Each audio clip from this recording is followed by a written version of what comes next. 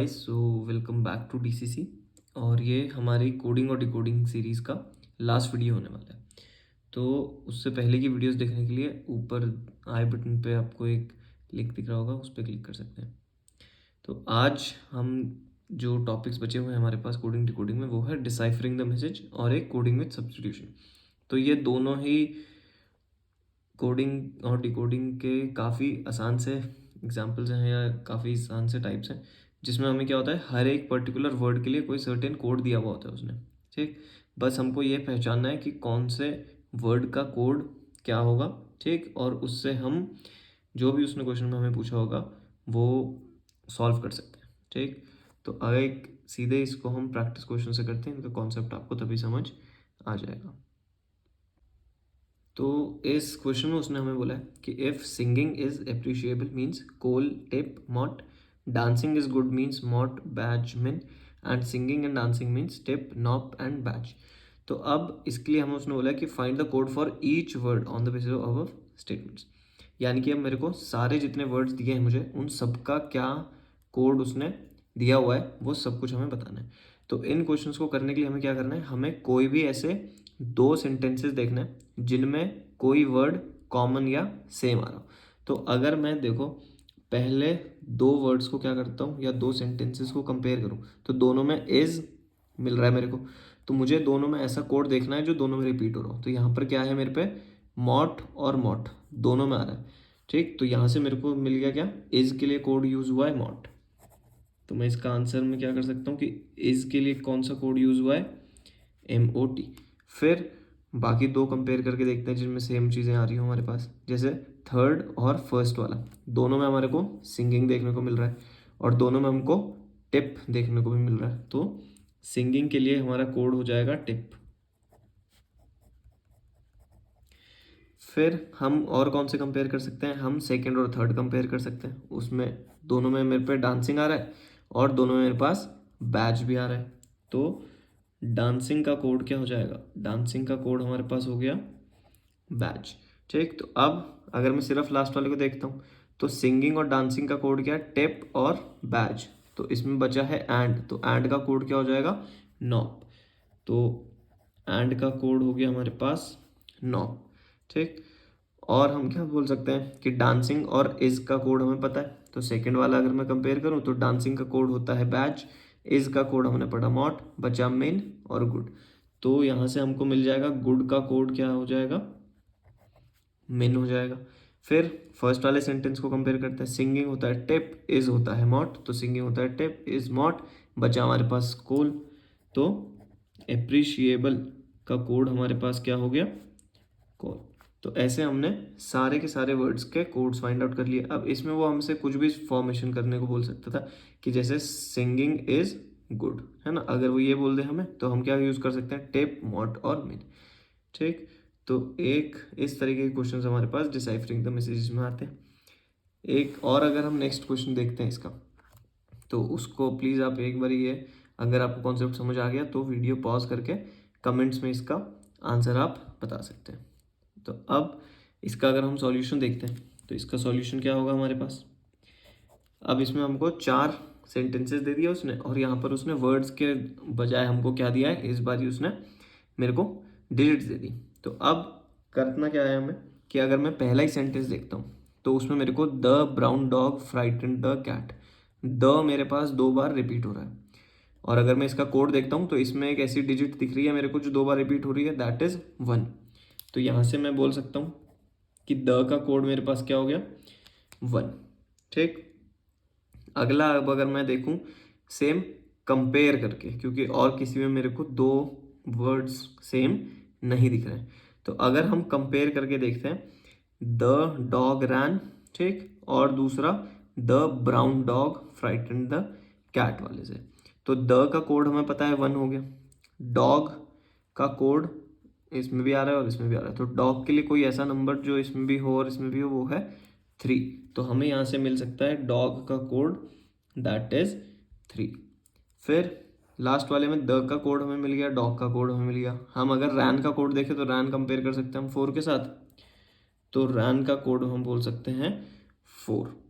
ठीक, अब हम और क्या क्या कंपेयर कर सकते हैं इससे, the frightened cat ran away और the brown dog frightened the cat.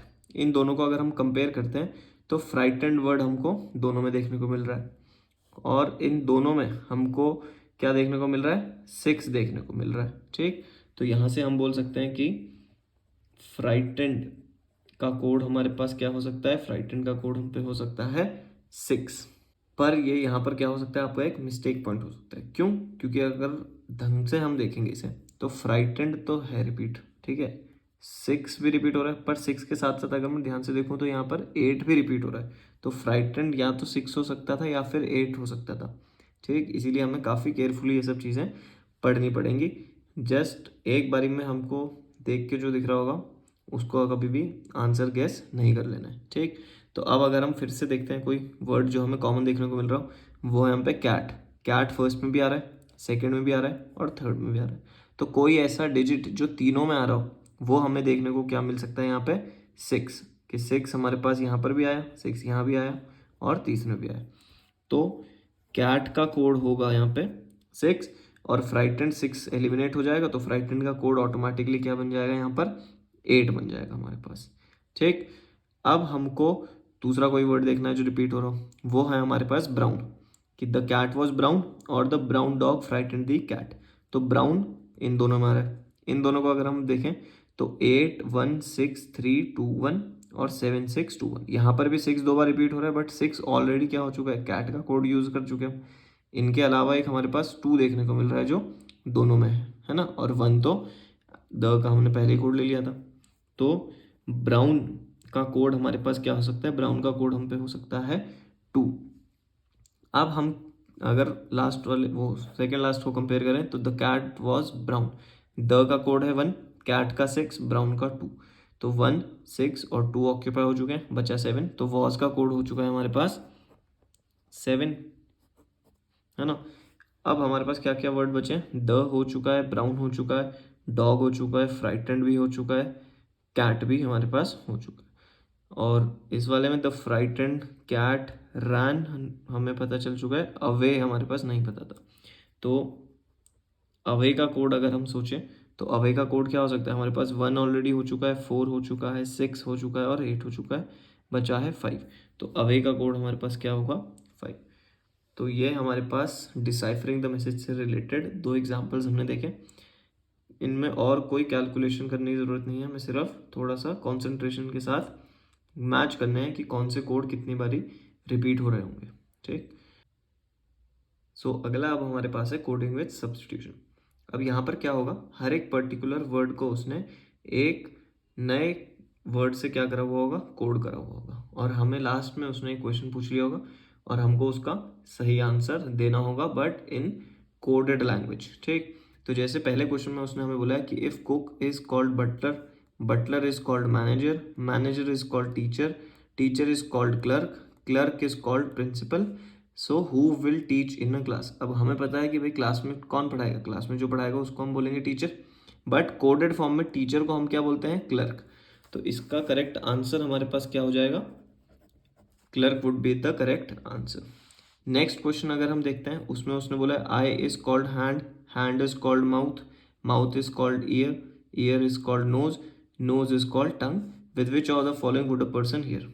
अब पर्सन जो है वो अपने किस से सुनेगा, ईयर से सुनेगा, और ईयर को कोडेड फॉर्म में हम क्या बोलते हैं, नोज। तो इसका करेक्ट आंसर हो जाएगा नोज। लास्ट क्वेश्चन में हमारे पास उसने बोला है कि if white is called blue, blue is called red, red is called yellow, yellow is called green, green is called black, black is called violet and violet is called orange, what would be the colour of human blood. अब हमें पता है human blood का colour क्या होता है, red. तो red को इसने यहाँ पर हमें क्या बोला है, yellow. So for this answer would be yellow. तो काफ़ी सिंपल सी एक एक्सरसाइज होती है ये सब्स्टिट्यूशन वाली। इसमें बस आपको करेक्ट आंसर पता होना चाहिए, बट बच्चे इसमें क्या मिस्टेक कर देते हैं कि जो करेक्ट आंसर है वो ऑप्शंस में जल्दी जल्दी में उसी चीज़ को क्या कर देते हैं, टिक करके आ जाते हैं। बट हमको आंसर हमेशा कोडेड फॉर्म में लिखना होता है, बस इस बात का हमें यहाँ पर ध्यान रखना पड़ता है। तो कोडिंग और डिकोडिंग में इतना ही था। इससे रिलेटेड एक्सरसाइज मैं टेलीग्राम चैनल पे पोस्ट कर दूंगा, आप वहाँ से इसकी प्रैक्टिस कर सकते हैं। और अगला हम एक कोई अर्थमेटिक का टॉपिक स्टार्ट करेंगे। ठीक, तो इस चैनल पे बने रहिए ताकि आपकी सीसैट की तैयारी काफ़ी अच्छे से हो सके। सो वीडियो पसंद आई हो तो do like the video and subscribe to the channel for more videos. Thank you for watching.